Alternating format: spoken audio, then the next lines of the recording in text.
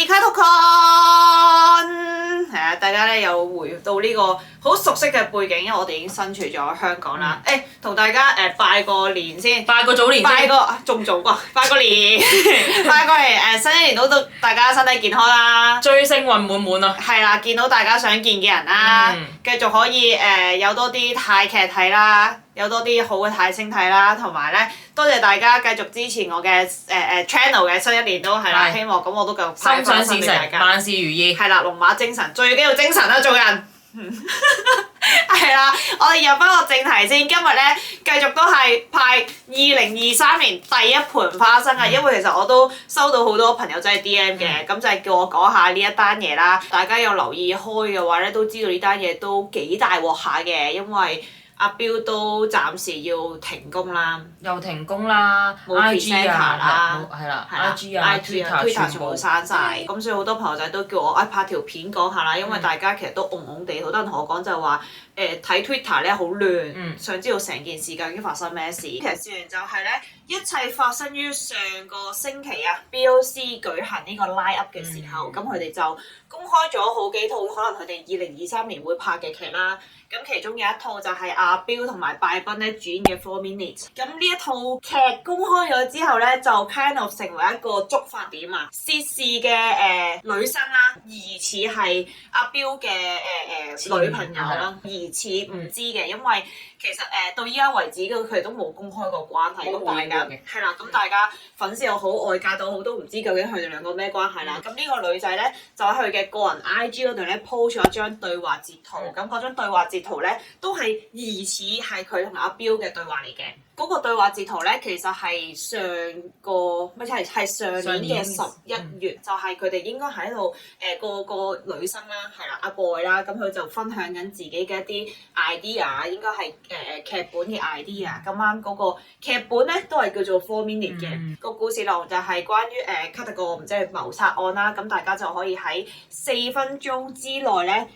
回到以前改變歷史都幾 detail 嘅一啲咁嘅劇本內容，咁佢繼續連珠炮發咁咧出咗好嘅 IG story 嘅，咁另外有幾個咧就係黑底白字，咁就係話我究竟俾人背叛啊、出賣啊，要忍到幾時？咁同埋就喺度講話，我曾經咧就同一個演員有講過關於劇本嘅嘢嘅，曾經咧係關係好好，依家就已經唔再 friend 啦。咁所以好多人咧都開始猜疑咧，佢應該係暗示緊有人將佢嘅橋賣咗俾 BOC， 咁佢就連續幾日咧不停咁樣喺 Twitter 啦同埋 IG 係啦，不停咁樣 share 一啲疑似係佢同阿標嘅一啲對話截圖啦，同埋一啲關阿標事嘅嘢嘅。咁其中應該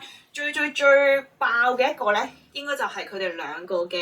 對話圖啦，當中咧有提到阿 boy 啦，就係受虐打嘅，同埋因為佢亦都有 post 自己身上面有瘀痕啊，亦都之前咧喺 Twitter 度佢有公開過啲黑白色嘅相，係喺個洗手盆嗰度有啲血啊，又打爛個花樽，有啲血啊咁樣嘅事。咁同埋佢同疑似係阿標嘅對話截圖入面咧，亦都有提過每一次打佢啦，都係真心打嘅，同埋係想殺咗佢嘅。咁另外呢個 boy 咧都有回應，就係話自己都好願意俾你打，因為好愛你啊，成，咁就係類似啲咁嘅內容啦。咁所以就引發咗咧 Twitter 一個 hashtag 啦，類似就係話阿標咧對女人啦進行呢個咁嘅暴力，即係連續幾日都係top 5以上。係啦，你都知一撳入去 Twitter 全部大標。咁然之後亦都有好多網民就抄翻阿標以前可能喺舞台上面講嘅嘢啊，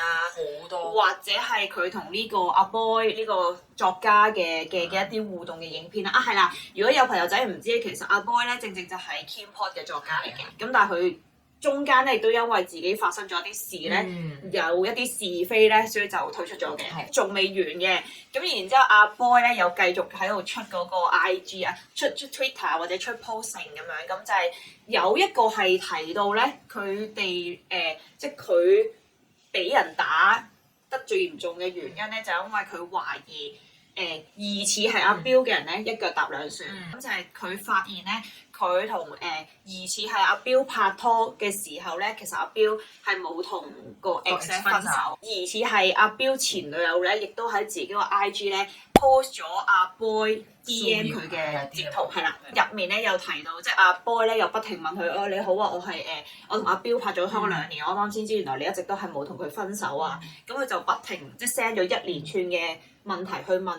前女友，就係究竟你哋兩個有冇一齊過，即係有嘢想問你啊，仲打個電話俾對方，咁但係對方亦都冇回應啦。自主阿標咧都曾經喺 IG 嗰度啦，曾經 post 過2個截圖，咁其實應該就係阿 boy 咧又係單方面不停連珠炮發 send message 俾佢嘅圖，阿 boy 都幾激動下嘅，係啊，即係佢夾雜咗好多粗口之外啦，佢都有講話你令到曾經中意你嘅人咧咁憎你嘅，咁去到仲話你紅係因為我嗰陣時俾個劇本你，俾個角色你啦，亦都有提到咧，你有冇同某人上床啊？係咪又想得到角色而同某人上床啊？即係都幾露骨下，咁同埋就係佢有講過咧，我係會令到你kind of身敗名裂嘅，任何品牌再揾你咧，我都會令到你所有工作都冇咗啊，成咁，但係阿標係啦冇回應嘅，總之接收 message 我都冇回應啦。即係阿標咧，去到上個禮拜前幾日咧，就已經 close 晒佢所有 IG 啦、Twitter 啦成㗎啦。咁因為太多網友咧攻擊阿標啦，係啦。除咗網友，仲有粉絲啦。係啦，不停攻擊阿標，因為其實我哋嘅泰國粉絲都有講啦，曾經好中意阿標嘅粉絲咧，都係因為呢件事咧突然之間轉變咯，即係由頭日咧都仲係好中意佢嘅，轉個頭今日咧就已經不停鬧佢啦，仲要係咁供啲片出嚟咯。係啊，即係供翻啲舊片出嚟，係啦，咁然之後亦都有人即係覺得係留咗啲好惡毒嘅留言，即係關乎到死亡啊、死亡威脅啊、成啊，咁其實好多網友依家咧都 kind of 係站咗喺阿 boy 嘅嗰邊成嘅，咁所以呢件事都太大迴響啦。當時咧阿 Bon 啦，即係 BOC 嘅老闆咧，亦都有出過一個 IG 嘅 story 嘅，咁就係話呢件事太嚴重嘅關係咧，佢已經係飛緊去同阿標咧去了解㗎啦，因為據知阿標其實唔喺曼谷嘅，咁當佢處理期間咧，咁其實都有啲品牌都等唔到啦。本身拜賓表接咗嘅2個品牌啦，亞東係啦，亞東品牌啦，同埋另外一個DJ 咧都已經即刻出咗呢個聲明咧，就係會剷除咗阿標嘅代言人身份，咁淨係會留翻拜賓一個。BOC 藝人旗下嘅粉絲度出聲，就係話阿標係要推出嘅，係啦。如果唔係咧，佢哋就唔會再支持 BOC。我覺得呢單嘢咧太過影響，係啦，太過影響公司聲譽啦，同埋會影響其他15個仔嘅。咁同埋因為即係好多人對於女性受虐啦，或者女性家暴呢啲問題都幾嚴重。咁同埋 kind of 佢供咗好多好似係證據嘅嘢，咁所以大家都站咗佢邊啦。咁但係咧，值得留意一點就係咧，有眼利嘅網民係啦，就發現阿 boy 咧曾經公開過嘅相片咧，其實都係網圖嚟嘅。因為啱啱 miss 咗講，就係阿 boy 咧曾經 po 過好幾幅相，就係佢曾經買過好多名牌俾阿標啦。或者係買個架車俾阿標啦，然之後仲有一個係墮胎嘅相嚟嘅，係啦，即係佢有暗示過自己曾經墮過胎，因為男方唔想要個 baby 啦。但係有粉絲姐就揾出嗰張咁嘅 BB 相啦，係 Pinterest 度揾嘅，流血嗰個洗手盤有血咧，都係 Pinterest 揾嘅。然之後嗰啲名牌啊，全部都係 Pinterest 度揾，咁所以有啲粉絲咧就開始懷疑佢講嘅真假啦。最 update 嘅咧就應該係 BOC 出咗嚟回應啦，咁就係話佢哋已經決定咧28號咧會舉行一個live conference 㗎，即係 kind of 記者會，係啦。咁然之後到時阿標咧同埋呢個涉事嘅阿 boy 咧都會出席，咁就公開晒所有嘢俾大家嘅。我嘅意見啦，就係我覺得大家都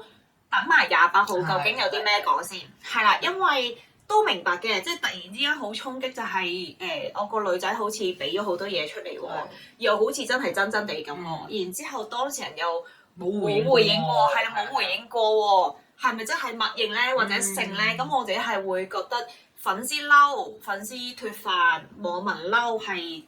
都好自然嘅，好正常嘅。而家就係得單方面發聲，會對阿標有少少唔公平嘅，即係打女人啊，或者總之虐打任何人啦，呢件事係唔啱嘅。係真係要聽晒兩邊咯。我自己立場就係每一個留言有傷害性嘅就都唔係咁好咯。係即係你唔會知嗰個明星會見到，或者係嗰個留言究竟會對一個人帶嚟幾大傷害，冇人知係啦。我當然唔中意佢，我覺得明白嘅。究竟要唔要去到留下呢個恐怖嘅留言啊，或者關乎到死亡咧？咁我覺得可以再三思一下嘅。始終唔愛就唔愛咯。係啦，唔需要再回踩。我哋啱啱漏咗講就係啦，之後阿標師都有講。嗰份聲明就係阿標係會暫停所有工作，即係香港團友好大機會見佢唔到啦。應該見唔到啦。同埋我覺得，即係就算呢件事係真定假都好，我諗阿標本身心理狀況都要都要休息下，係真。不過女仔如果假設啦，即係呢件事真係真嘅話，女仔心理狀況都值得關心。係啊。佢當時可能唔講，佢都有佢原因，係咯。但係大家真係唔知。係，都係要等28號跟住先知。咁希望大家都 enjoy 啦，enjoy 香港場嘅 show 啦，點樣都好啦，即係15個好，16個好，我覺得K-pop 本身呢個 show 大家都好值得期待。咁今次個新聞咧就派到呢度啦，真係冇啦。咁我哋下次仲有啲咩Twitter 或者爆嘅料都可以同大家 share 嘅，係啦。咁我哋今次 collab 呢個 luck，我哋去食飯啦，拜拜。